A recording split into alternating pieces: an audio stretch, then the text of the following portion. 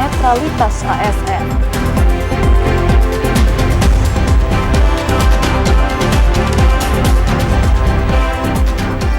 KPU Tebo mulai mitigasi daerah rawan pendistribusian logistik.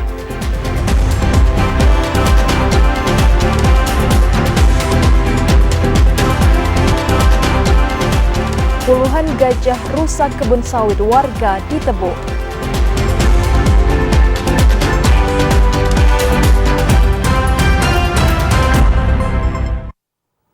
Assalamualaikum warahmatullahi wabarakatuh. Terima kasih Anda masih menyaksikan Jambi hari ini, edisi Minggu 3 November 2024. Dan selain 3 topik utama tadi, saudara, redaksi kami juga telah menyiapkan sejumlah informasi penting dan menarik lainnya untuk Anda. Bersama saya Anastasia Laga. Dan saya Karani Utari, inilah Jambi hari ini selengkapnya. Mengawali Jambi hari ini, saudara, selama tahapan Pilkada serentak tahun 2024, Bawaslu Kabupaten Tebo menerima 6 laporan dugaan pelanggaran, 3 diantaranya dugaan pelanggaran netralitas ASN. Badan Pengawas Pemilu Bawaslu Kabupaten Tebo telah menerima 5 laporan dan 1 temuan dugaan pelanggaran Pilkada serentak 2024. Dari laporan tersebut, ada 3 dugaan pelanggaran netralitas aparatur sipil negara yang masih ditindaklanjuti. Bawaslu telah memanggil pihak terlapor dan pelapor untuk melakukan klarifikasi dan pemeriksaan. Kemudian Bawaslu melakukan kajian, jika ditemukan potensi pelanggaran ASN akan diteruskan ke Gakumdu. Anggota Bawaslu Kabupaten Tebo, Robinas, mengatakan, dari 3 dugaan pelanggaran netralitas ASN, 2 diantaranya sudah putusan. Kemudian 1 laporan masih dalam kajian oleh tim. Laporan memang kemarin ada laporan dugaan ya atas oknum ASN sudah kami lakukan dan kami tindak lanjuti dan dilakukan klarifikasi atau pemanggilan pihak-pihak terkait baik terlapor, saksi, dan hari ini terlapor dipanggil. Bawaslu Kabupaten Tebo terus melakukan pengawasan pada tahapan Pilkada serentak 2024. Pihaknya akan meningkatkan koordinasi dengan instansi terkait dalam proses pengawasan jalannya Pilkada. Joko TVRI Jambi melaporkan. KPU Kabupaten Tebo mulai melakukan mitigasi daerah rawan pendistribusian logistik Pilkada. Sementara ini, saudara, ada 4 daerah yang dianggap rawan karena lokasinya kerap terjadi banjir. Memasuki musim hujan di Kabupaten Tebo, Komisi Pemilihan Umum mulai melakukan mitigasi daerah rawan pendistribusian logistik. Hal ini dilakukan untuk meminimalisasi terjadinya hal-hal yang tidak diinginkan saat pendistribusian logistik Pilkada serentak 2024. Ketua KPU Kabupaten Tebo, Atiul Fadiah, mengatakan, sementara ini ada 4 daerah yang dianggap rawan, diantaranya daerah Suwo-Suwo, Sumai, 7 Koto Ilir, dan wilayah Tebo Ilir. Pihaknya akan menyampaikan skema dalam pendistribusian logistik, salah satunya pendistribusian yang lebih cepat sebelum pelaksanaan pemungutan suara. Kemudian pengamanan dari TNI Polri dan pengawasan Bawaslu tetap dilakukan untuk keamanan logistik. Rawan kita ada yang 2 hari kita lihat jaraknya, misalkan yang melebihi 4 jam itu maka 2 hari menjelang hari pemungutan suara sudah kita distribusikan. Tapi kalau misalkan kita hitungan dalam waktu 4 atau 3, contohnya yang kota Tebo atau misalkan Rindu Bujang yang akses jalannya bagus, kita 1 hari menjelang hari pemungutan suara. Mungkin daerah rawan di mana Bu untuk daerah? Kalau daerah rawan yang saat ini itu adalah ketika terjadi hujan ya, dari hujan itu daerah Suwo-Suwo, kemudian pokoknya wilayah Sumai itu banyak ya, Suwo-Suwo, kemudian 7 Koto Ilir juga ada, kemudian wilayah Tebo Ilir yang kita nyebrang itu juga ada. Saat ini KPU Tebo sudah selesai melakukan sortir dan pelipatan surat suara Pilkada serentak 2024. Kini KPU mulai melakukan setting dan pengemasan logistik. Joko TVRI Jambi melaporkan.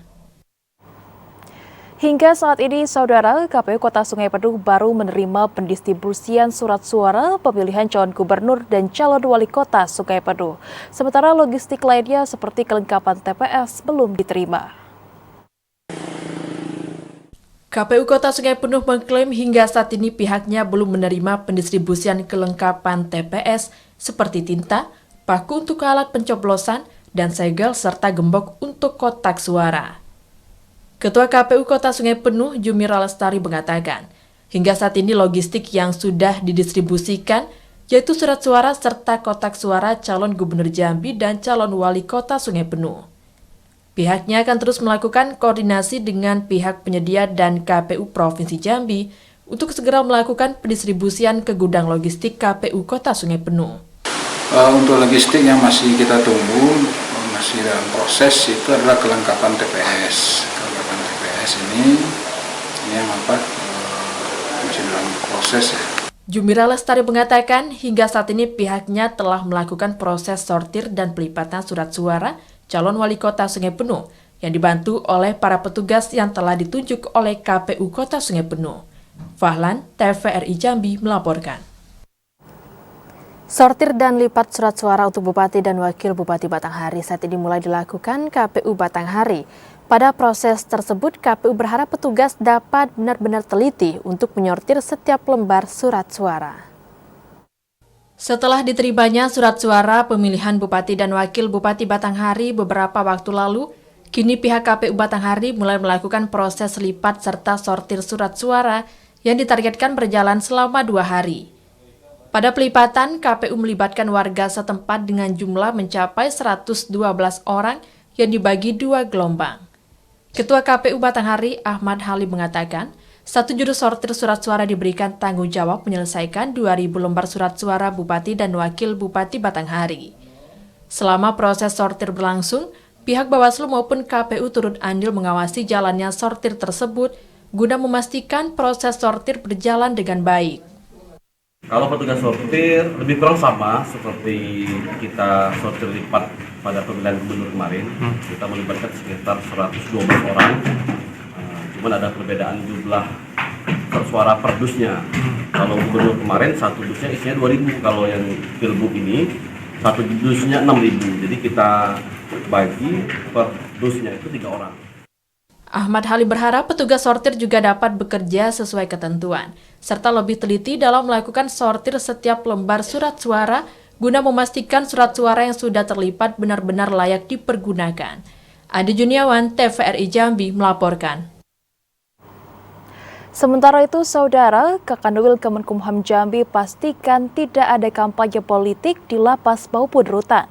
Hal ini dilakukan guna memastikan netralitas Kemenkumham Jambi selama berlangsungnya pemilihan kepala daerah di Provinsi Jambi. Kepala Kantor Wilayah Kementerian Hukum dan HAM Jambi memastikan tidak ada aktivitas kampanye partai politik pemilihan umum kepala daerah yang berlangsung di dalam lembaga pemasyarakatan. Hal ini dilakukan guna menjaga kondusivitas warga binaan di lembaga pemasyarakatan dan rutan selama proses pilkada berlangsung. Kepala Kantor Wilayah Kementerian Hukum dan HAM Jambi, Eli Yuzar mengatakan, sesuai dengan kebijakan pusat serta aturan netralitas ASN, lembaga pemasyarakatan maupun rutan bukan menjadi tempat ajang kampanye politik calon kepala daerah.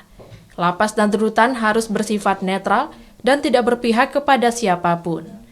Setiap warga binaan memiliki hak menyalurkan suaranya sesuai dengan hati nurani tanpa adanya tekanan dari siapapun.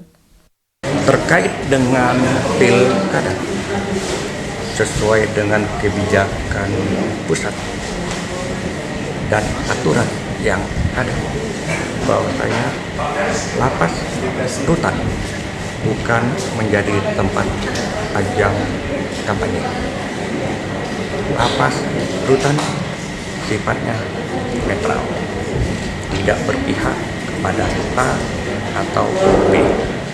Kita salurkan haknya itu tergantung daripada silakan warga binaan kita memilih sesuai dengan hati nuraninya tanpa ada paksaan dan tekanan. Sementara itu, saat ini Pesta Demokrasi memasuki masa kampanye pemilihan umum kepala daerah. Dijadwalkan masa kampanye akan berlangsung dari 25 September hingga 23 November 2024 mendatang. Asyar, TVRI Jambi melaporkan. KPU Muaro Jambi sukses gelar debat pemilihan Bupati dan Wakil Bupati. Informasi selengkapnya akan kami hadirkan usai jeda, tetaplah bersama Jambi hari ini.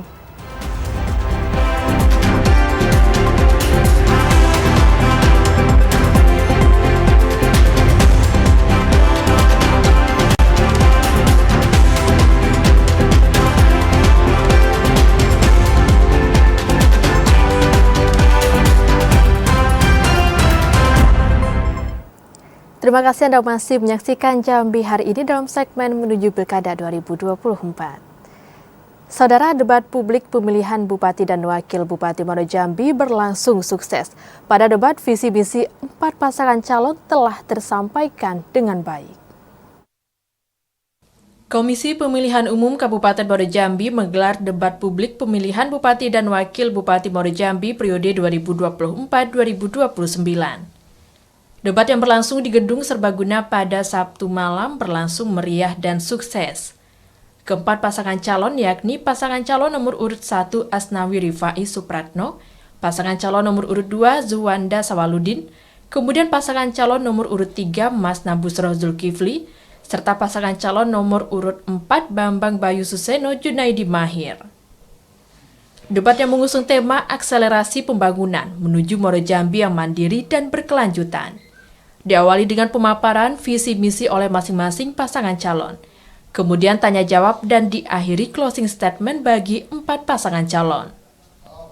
Ketua KPU Al-Muttaqin mengatakan debat diharapkan dapat meyakinkan para pemilih dalam menentukan pilihannya sesuai dengan kehendak masyarakat untuk pemimpin Kabupaten Muaro Jambi 5 tahun yang akan datang. Al-Muttaqin juga berterima kasih kepada unsur Forkompimda dan Bawaslu yang telah mendukung penuh debat publik Pilkada Muaro Jambi. Sebagai referensi untuk dapat menentukan pilihan nanti pada Rabu 27 November 2024. Debat merupakan ajang untuk mengadu visi, mengadu misi, mengadu ide, mengadu gagasan serta program kerja yang ditawarkan oleh masing-masing paslon apabila nanti terpilih. Begitu juga dengan pemilih dimanapun berada dengan berbagai platform media yang digunakan agar dapat menyaksikan secara langsung baik visi maupun visi serta program kerja yang ditawarkan oleh masing-masing paslon. Debat publik pemilihan Bupati dan Wakil Bupati Muaro Jambi akan disiarkan kembali oleh Lembaga Penyiaran Publik Televisi Republik Indonesia TVRI Stasiun Jambi pada Minggu malam pukul 19 waktu Indonesia Barat. Azam Afnan, TVRI Jambi melaporkan. Calon Bupati Muaro Jambi nomor urut 1 Asnawi Rifai dan Supratno menjanjikan untuk mewujudkan Muaro Jambi menjadi kabupaten yang bangkit pada berbagai sektor. Di antaranya infrastruktur umum, pemenuhan kebutuhan dasar hingga peningkatan SDM dan pemanfaatan SDA untuk kesejahteraan seluruh masyarakat. Infrastruktur, kami akan fokus pada pengembangan pembangunan dan perbaikan jalan. Kalau kita tahu bahwa Muaro Jambi hampir 50% daripada jalan kabupaten itu mengalami kerusakan. Kemudian yang kedua pada pemenuhan kebutuhan dasar, kami akan memperhatikan ketersediaan air bersih, listrik, gas, serta pengolahan sampah untuk masyarakat. Kemudian pada sektor pelayanan publik dan kesehatan, kami akan meningkatkan disiplin pegawai, kemudahan dalam proses perizinan, serta meningkatkan sarana kesehatan, serta memberikan jaminan kesehatan untuk masyarakat Kabupaten Muaro Jambi. Kualitas pendidikan Kabupaten Muaro Jambi dengan memberikan pelatihan kepada guru, kemudian memberikan beasiswa kepada siswa-siswa yang berprestasi, termasuk pada siswa-siswa yang kurang mampu, termasuk memberikan PPP atau uang bau pada para guru baik guru PNS maupun guru honor. Pada debat publik pemilihan Kepala Daerah Bupati dan Wakil Bupati Muaro Jambi periode 2024-2029, pasangan calon nomor urut 2 Zuwanda Sawaludin memiliki komitmen untuk membangun masyarakat adil, makmur, lestari, dan berkeadaban. Untuk mewujudkan visi tersebut, kami menyusun 5 misi. 1. Mewujudkan penguatan ekonomi kerakyatan yang berlandaskan pengembangan UMKM, agribisnis, agroindustri, pariwisata yang didukung dengan kemajuan teknologi. 2. Mewujudkan pengelolaan sumber daya alam berdasarkan potensi unggul daerah secara optimal, lestari, berkelanjutan, dan berwawasan lingkungan. 3. Mewujudkan sumber daya manusia yang berkualitas dan berdaya saing yang menguasai iptek dan sumber daya manusia yang sehat, jasmani, dan rohani. 4. Mewujudkan pembangunan infrastruktur dasar, pelayanan umum, energi, dan sumber daya alam yang berkualitas dan merata. 5. Mewujudkan pembangunan desa dan kawasan pedesaan secara adil dengan mengedepankan kearifan lokal. Kompak menggunakan seragam warna putih, pasangan calon nomor urut 3 Mas Tabus Roda Zulkifli pada debat publik menyampaikan visinya yakni terwujudnya Kabupaten Muaro Jambi Makmur tahun 2029, berakyat, adil, kreatif, maju, unggul, dan religius. Setelah terpilih kembali diberi kepercayaan kepada masyarakat Kabupaten Muaro Jambi untuk mewujudkan membangun 5 tahun ke depan dengan visi terwujudnya Kabupaten Muaro Jambi Makmur. Maka kondisi kami sebagai berikut: merakyat, membangun pemerintah dekat dengan rakyat, adil, menciptakan keadilan sosial bagi ekonomi seluruh lapisan masyarakat, kreatif, pengembangan inovasi dalam berbagai bidang untuk meningkatkan kualitas hidup masyarakat, maju, mendorong kemajuan infrastruktur, unggul, meningkatkan daya saing SDM, religius, membangun masyarakat yang berakhlak dan menjunjung tinggi nilai-nilai agama dalam kehidupan sehari-hari. Untuk mewujudkan visi dan misi tersebut, kami menyiapkan program-program prioritas Muaro Jambi Makmur 2025-2029. Dengan visi berbakti untuk terwujudnya Muaro Jambi berkeadilan, berakhlak, dan maju 2024-2029, pasangan calon nomor urut 4 Bambang Bayu Suseno Junaidi Mahir menjanjikan untuk memajukan sektor SDM hingga pelestarian lingkungan. Ketiga, maju ekonomi, meningkatkan kesejahteraan masyarakat melalui sektor pertanian, perkebunan, perikanan, peternakan, kehutanan, UMKM, BUMDes, koperasi, hilirisasi komoditi, agroindustri, dan pariwisata. Keempat, maju tata kelola pemerintahan, yakni tata kelola pemerintahan yang bersih, transparan, dan akuntabel. Kelima, maju pelestarian lingkungan dengan pemanfaatan dan pengelolaan sumber daya alam. Untuk itu, dari misi 5 kami tuangkan kembali kepada 12 program. Pertama, program kami adalah membangun dari desa. Kedua, kami membangun dengan alokasi pembangunan yang adil dan merata. Ketiga, kami berkomitmen untuk menciptakan investasi yang tumbuh dan insya Allah lapangan kerja terbuka. Keempat, kami juga Muaro Jambi cerdas dengan tagline guru nyaman, siswa senang. Program yang kelima, milenial berdikari, generasi keren berkarakter. Yang keenam, perempuan hebat dan produktif. Guna memberikan informasi yang dibutuhkan masyarakat dalam menentukan pilihan, Komisi Pemilihan Umum Kabupaten Bungo menggelar debat publik terbuka pertama calon Bupati dan Wakil Bupati Bungo untuk Pilkada serentak tahun 2024. Komisi Pemilihan Umum Kabupaten Bungo resmi menyelenggarakan debat terbuka pertama pemilihan kepala daerah serentak tahun 2024 untuk calon Bupati dan Wakil Bupati Bungo. Debat dilaksanakan di salah satu ballroom Hotel Semagi, Muara Bungo pada Sabtu malam tadi. Ketua Komisi Pemilihan Umum Kabupaten Bungo, Armidis, mengatakan, debat dilakukan sebagai bagian dari kampanye, khususnya sebagai wadah sosialisasi yang masif untuk memberikan kesempatan kepada para calon bupati dalam memaparkan visi misi, serta juga menawarkan program kerjanya sebagai pasangan calon Bupati Bungo kepada masyarakat. Dari debat terbuka pertama malam tadi diharapkan mampu memberikan informasi yang dibutuhkan oleh masyarakat Bungo untuk menentukan pilihan pada 27 November mendatang. Debat juga merupakan momentum pendidikan politik bagi masyarakat Kabupaten Bungo yang diupayakan KPU dalam rangka menyukseskan penyelenggaraan Pilkada tahun 2024. Masing-masing calon yang sudah ditetapkan oleh Komisi Pemilihan Umum.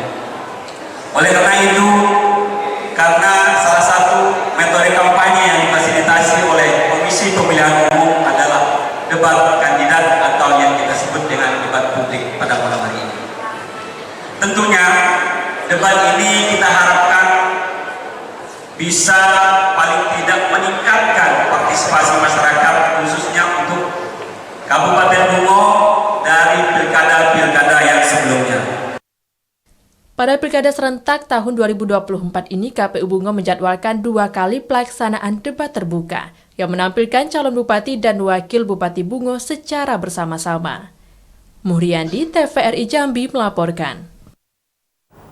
Calon Bupati Bungo nomor urut 1, Dedi Putra Trigwahyu Hidayat menjanjikan perubahan menuju Bungo baru dengan visi misi menjadikan Bungo pusat perdagangan, kesehatan, dan pusat pendidikan di Provinsi Jambi, wilayah Barat.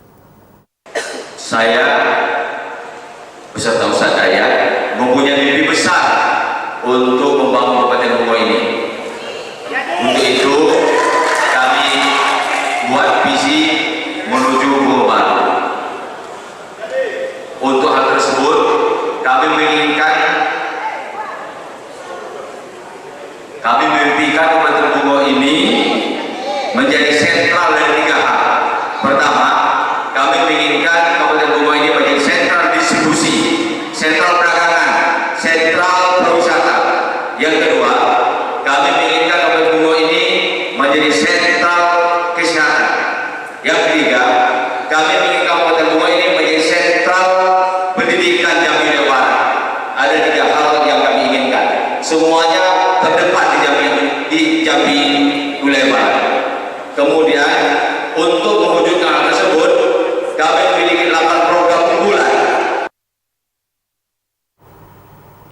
Calon Bupati Bungo nomor urut 2, Jumiwan Akuza Maidani menjanjikan Kabupaten Bungo dengan jargon smart, sehat, merata, amanah, religius, dan terdepan dalam memberikan pelayanan kepada masyarakat Bungo.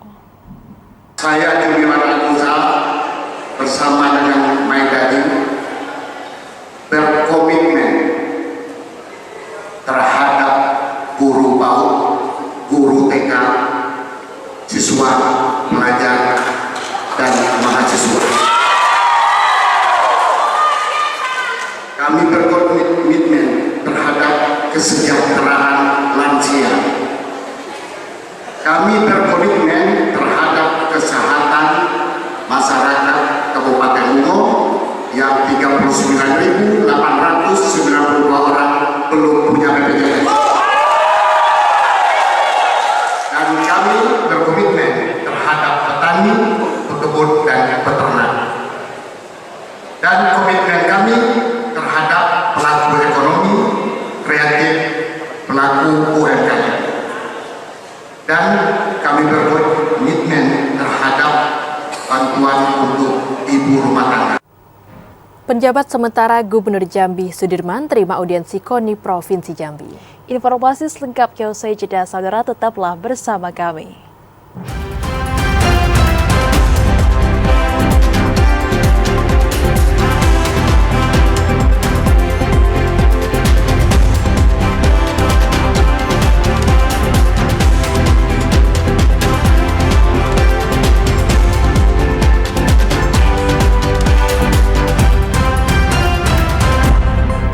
Terima kasih Anda masih menyaksikan Jambi hari ini dalam segmen advertorial.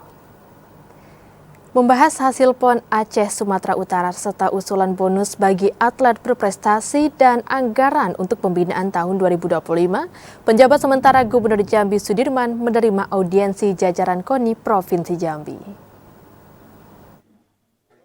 Penjabat sementara Gubernur Jambi Sudirman secara resmi menerima audiensi yang dilakukan Ketua KONI Provinsi Jambi Budi Setiawan di ruang kerja PJS Gubernur Jambi. Sudirman mengungkapkan audiensi ini dilakukan KONI untuk melaporkan hasil capaian kontingen Provinsi Jambi pada pelaksanaan Pekan Olahraga Nasional ke-21 di Aceh dan Sumatera Utara.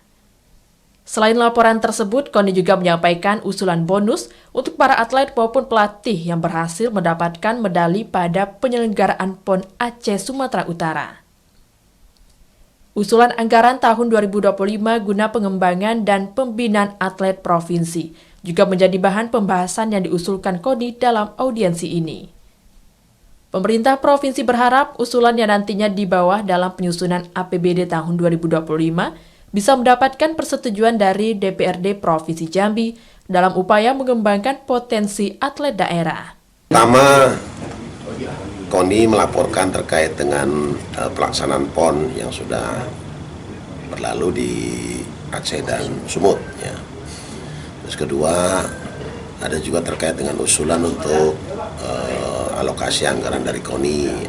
Harapannya ada peningkatan karena ada terkait dengan pembinaan atlet bagi mereka-mereka yang meraih emas. Kontingen Provinsi Jambi total memperoleh 51 medali pada penyelenggaraan PON ke-21 Aceh Sumatera Utara dengan 6 emas, 18 perak, 27 perunggu, dan bertengger di posisi 20 klasemen akhir perolehan medali.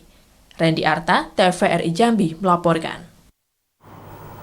Salah satu upaya untuk meningkatkan pendapatan daerah dari sektor pajak opsen, pemerintah Provinsi Jambi kembali membuka program pemutihan pajak kendaraan bermotor yang dilaksanakan dari tanggal 1 November hingga 28 Desember 2024. Pemerintah Provinsi Jambi kembali membuka program pemutihan pajak kendaraan bermotor untuk yang ketiga kalinya di tahun 2024 setelah pemutihan dalam rangka Hari Ulang Tahun Provinsi dan Hari Kemerdekaan Negara.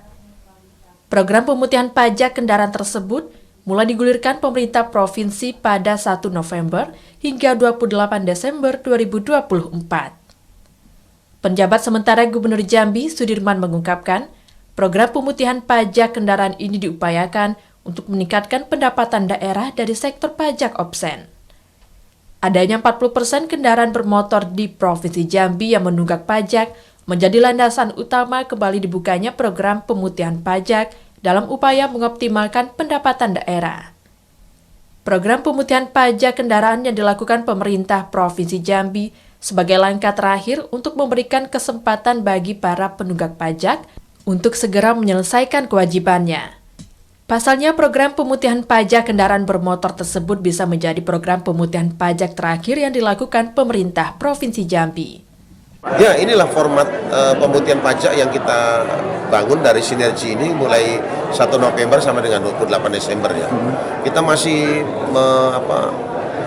memperoleh informasi hampir 40% lebih yang tidak membayar pajak gitu. Program pemutihan pajak kendaraan bermotor ketiga yang dibuka pemerintah Provinsi Jambi di akhir tahun 2024 masih mengadopsi ketentuan pemutihan pajak sebelumnya. Randy Arta, TVRI Jambi melaporkan.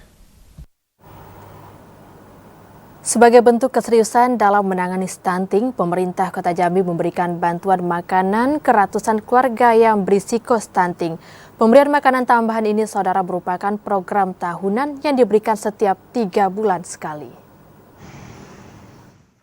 Pemerintah Kota Jambi memberikan bantuan makanan tambahan kepada ratusan keluarga berisiko sebagai upaya pencegahan dan penurunan kasus stunting. Penyaluran bantuan berupa pemberian makanan tambahan ini merupakan program tahunan yang diberikan 3 bulan sekali. Berdasarkan data Dinas Kesehatan Kota Jambi, tercatat ada 285 anak yang berisiko stunting dan saat ini menjadi perhatian bagi pemerintah Kota Jambi. Upaya penurunan stunting tidak dapat dilakukan sendiri, namun melibatkan pemangku kepentingan, baik dari urusan pemerintah, swasta, organisasi, masyarakat sipil, lembaga pembangunan, media, akademisi, dan masyarakat umum. Berbagai upaya sudah dilakukan untuk pencegahan stunting. Selain melalui program keluarga berencana, juga melalui intervensi spesifik terhadap kelompok sasaran dengan upaya nyata serta komitmen pemerintah daerah yang diwujudkan dalam bentuk pemberian makanan tambahan bagi keluarga berisiko stunting. Baik, kita tadi telah melaksanakan kegiatan pemberian makanan tambahan untuk anak berisiko stunting di Kota Jambi yang datanya kita peroleh dari data EPPBGM hasil verifikasi validasi pengukuran pada bulan September. Adapun 285 anak berisiko stunting tersebut tersebar di 11 kecamatan sekota Jambi. 5 wilayah kecamatan yang mengalami kenaikan balita atau keluarga berisiko stunting, yaitu Kecamatan Jambi Selatan, Kecamatan Pasar Jambi, Kecamatan Telanai Pura, Kecamatan Danau Sipin, dan Kecamatan Danau Telu. Yogi Ramadhani, TVRI Jambi melaporkan. 355 titik panas terjadi sepanjang Januari hingga akhir Oktober di Kabupaten Sarawangun. Informasi selengkapnya akan kami hadirkan usai jeda, tetaplah bersama Jambi hari ini.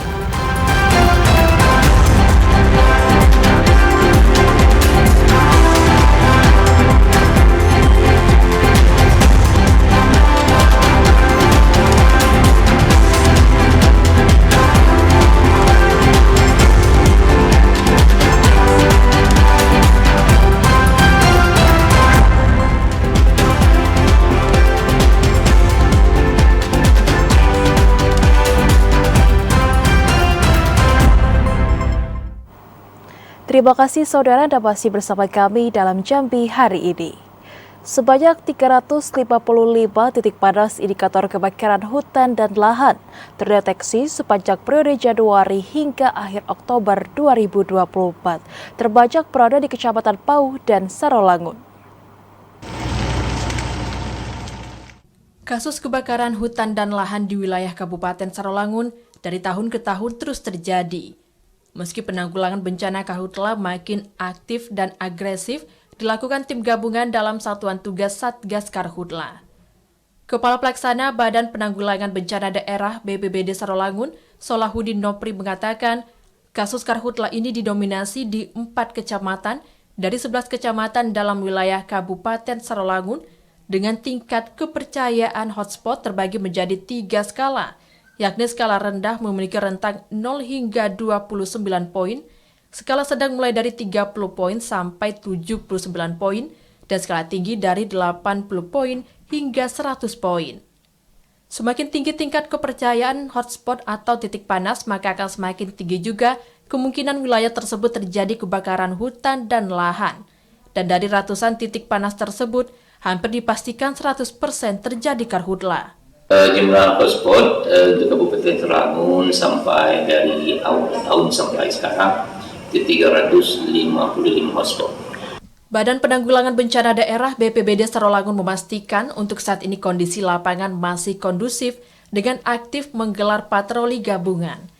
Sementara status siaga darurat karhutla masih berlangsung hingga 18 November mendatang. Edi Kusnadi, TVRI Jambi melaporkan. Suhu udara di wilayah Kabupaten Sarolangun dalam 2 hari terakhir meningkat drastis mencapai 35 hingga 38 derajat Celcius. Kondisi ini dikeluhkan warga di media sosial.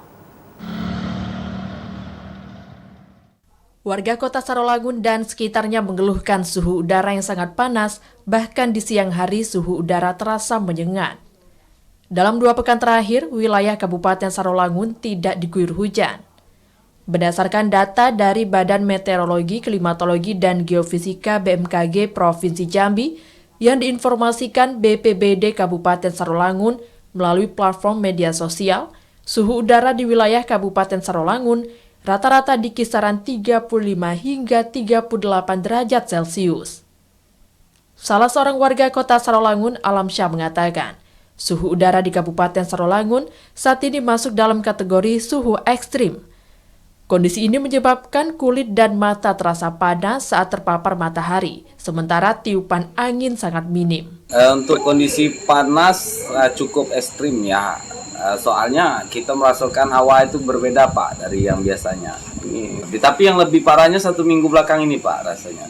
Warga sangat khawatir suhu udara ekstrim ini berlangsung lama dan berharap ada upaya dari pemerintah untuk mengatasinya. Edi Kusnadi, TVRI Jambi melaporkan. Konflik gajah dan masyarakat Tebo masih terjadi hingga saat ini. Puluhan gajah merusak kebun sawit milik warga di Lubuk Madrasah Ulu, Kecamatan Tengah Ilir. Konflik gajah dan masyarakat di Kabupaten Tebo masih terjadi hingga saat ini. Puluhan ekor gajah masuk ke kebun warga dan merusak tanaman sawit milik warga Desa Lubuk Madrasah Ulu, Kecamatan Tengah Ilir, Tebo. Kepala Desa Lubuk Madrasah Ulu, Azmi Asnawi, mengatakan, akibat peristiwa tersebut, 2 hektar kebun sawit mengalami rusak karena gajah memakan pucuk daun sawit. Warga sempat mengusir gajah tersebut dari kebun menggunakan petasan dan bunyi-bunyian agar gajah kembali ke dalam hutan. Pihaknya juga telah menghubungi Balai Konservasi Sumber Daya Alam BKSDA Jambi untuk menghalau puluhan gajah tersebut. Namun hingga kini belum ada respon dari BKSDA terkait permasalahan tersebut. Harapan kami pihak BKSDA yang langsung berhubungan dengan satwa liar di BNPT agar segera untuk turun ke lokasi sehingga satwa-satwa liar yang memang dilindungi ini bisa terjaga dan tidak merambah ke kebun-kebun masyarakat sehingga antara masyarakat dengan satwa liar ini bisa hidup berdampingan, tidak saling mengganggu. Diharapkan pemerintah setempat dapat bertindak cepat dalam menangani konflik gajah dan masyarakat. sehingga kebun warga tetap aman dan ekonomi masyarakat tidak terganggu. Joko TVRI Jambi melaporkan. Informasi lainnya, Saudara, 4 orang terpidana kasus narkoba telah divonis hukuman mati oleh Majelis Hakim Pengadilan Negeri Jambi. Sepanjang tahun 2024, hukuman maksimal ini diberikan sebagai tindakan tegas Majelis Hakim untuk memberantas peredaran narkoba di Provinsi Jambi. Sepanjang tahun 2024, Pengadilan Negeri Jambi telah menjatuhkan hukuman mati kepada 4 orang terpidana kasus penyalahgunaan narkoba di Provinsi Jambi. Keempat orang terpidana itu diantaranya Sukardi dan Asril, kurir narkoba seberat 10 kg sabu yang diungkap BNN Provinsi Jambi, serta Afiful Akbar alias Afifi dan Fani Susanto alias Adit yang turut dihukum mati oleh Majelis Hakim terkait peredaran sabu seberat 52 kg yang diungkap Polresta Jambi. Selain itu, Pengadilan Negeri Jambi juga turut menjatuhi 1 orang terpidana narkoba dengan hukuman seumur hidup atas nama Dery Saputra. Humas Pengadilan Negeri Jambi, Suwarjo, mengatakan, keempat orang terpidana tersebut divonis hukuman mati oleh Majelis Hakim sebagai bukti keseriusan Pengadilan Negeri Jambi untuk memberantas peredaran narkoba di Provinsi Jambi. Hukuman maksimal ini diberikan sesuai dengan Pasal 114 Ayat 2 Undang-Undang Republik Indonesia Nomor 35 Tahun 2009 tentang narkotika, dengan hukuman maksimal mati, seumur hidup, atau 20 tahun kurungan penjara. Pengedar narkoba yang dampaknya memang luas ya, besar karena peredaran narkotikanya yang cukup besar juga. Saya lihat pertimbangannya majelis seperti itu. Jadi karena narkotika ini kan termasuk tindak pidana yang berat, kemudian saat ini juga pemerintah lagi sedang giat-giatnya memberantas peredaran gelap narkotika. Terdakwa ini juga ada yang sudah pernah dihukum. Jadi itulah majelis menjatuhkan putusan yang dipandang sesuai dengan perbuatan terdakwa tadi. Diharapkan dengan hukuman maksimal kepada para terpidana narkoba ini menjadi perhatian bagi seluruh pelaku penyalahguna narkoba di Provinsi Jambi. Dikarenakan tidak ada tempat bagi pelaku penyalahgunaan narkotika di Provinsi Jambi karena merusak generasi bangsa. Asar TVRI Jambi melaporkan. Kabupaten Kerinci terkenal sebagai daerah penghasil kayu manis terbesar dan kualitas terbaik di dunia. Hal itu dimanfaatkan pelaku UMKM asal Semurup dengan membuat camilan crispy rasa kayu manis hingga menghasilkan omset puluhan juta rupiah per bulan. Para pelaku usaha mikro, kecil, dan menengah UMKM di Kabupaten Kerinci terus berinovasi dalam memanfaatkan potensi alam daerah untuk menciptakan produk yang unik dan berkualitas. Salah satu produk yang kini menarik perhatian masyarakat adalah camilan crispy dengan rasa kayu manis yang khas. Kayu manis yang tumbuh subur di Kerinci telah lama dikenal sebagai salah satu komoditas unggulan daerah. Dengan aroma dan kualitas yang khas, kayu manis Kerinci memiliki daya tarik tersendiri dan banyak diminati oleh pasar, baik nasional maupun internasional. Potensi ini pun menginspirasi Nozal Hadi, seorang pelaku UMKM asal Semurup, yang memutuskan untuk mengolah kayu manis menjadi produk olahan makanan ringan yang lebih modern dan mudah dijangkau masyarakat, yaitu dalam bentuk camilan crispy yang diberi nama brownies Kerinci Crispy. Usaha camilan yang sudah didirikan sejak 8 tahun yang lalu itu dibuat dengan proses yang higienis dan telah melewati uji rasa untuk memastikan kualitas terbaik. Selain itu, kemasan yang modern dan menarik turut menjadi daya tarik bagi konsumen, terutama dari kalangan anak muda yang menyukai produk lokal yang kekinian. Ciri khas kita memang kita mengunggulkan cita rasa Kerinci. Apa itu? Kita terkenal kayu manis yang kualitas dunia, kopi yang kualitas dunia. Maka kita namakan brownies Kerinci Crispy. Nah, hari ini alhamdulillah kita baru 1 bulan itu memproduksi terung pirus. Juga produksi buah-buahan yang datang dari daratan tinggi itu dari kayu aro. Saat ini Nozal Hadi telah memproduksi 3 varian rasa brownies Kerinci Crispy, yakni rasa kayu manis, rasa kopi, dan terbaru brownies Kerinci Crispy rasa terong pirus. Harga 1 bungkus isi 80 gram Rp12.000. Usaha ini mampu menghasilkan omset hingga puluhan juta setiap bulannya. Ilwan, TVRI Jambi melaporkan. Ya, saudara, informasi tadi menjadi penutup dalam Jambi hari ini. Terima kasih atas perhatian dan kebersamaan Anda. Dan akhirnya, saya Anastasia Laga. Dan saya Karani Utari bersama kerabat kerja yang bertugas pamit undur diri. Wassalamualaikum warahmatullahi wabarakatuh dan sampai jumpa.